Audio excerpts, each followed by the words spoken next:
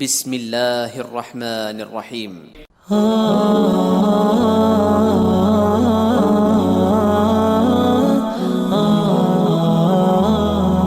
رسول اللہ صلی اللہ علیہ وآلہ وسلم نے فرمایا، جو شخص کسی تنگ دست یعنی قرض دار کو مہلت دے یا اس کا کچھ قرض معاف کر دے تو اللہ اسے قیامت کے دن اپنے عرش کے سایہ کے نیچے جگہ دے گا، جس دن اس کے سایہ کے علاوہ کوئی اور سایہ نہ ہوگا۔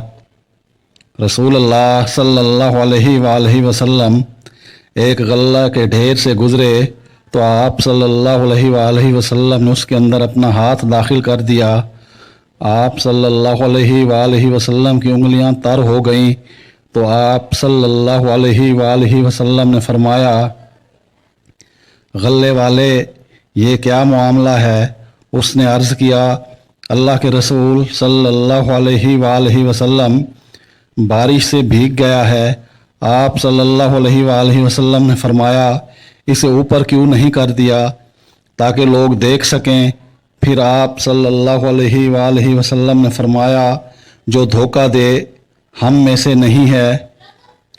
ایک بار رسول اللہ صلی اللہ علیہ وآلہ وسلم کے زمانہ میں غلے کی قیمتیں بڑھ گئیں تو لوگوں نے عرض کیا، اللہ کے رسول صلی اللہ علیہ وآلہ وسلم آپ ہمارے لیے قیمتیں مقرر کر دیجئے۔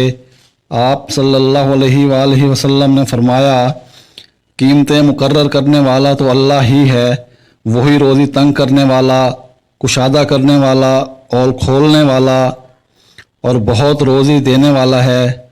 میں چاہتا ہوں کہ اپنے رب سے اس حال میں ملوں کہ تم میں سے کوئی مجھ سے جان و مال کے سلسلے میں کسی ظلم کے بدلے کا مطالبہ کرنے والا نہ ہو۔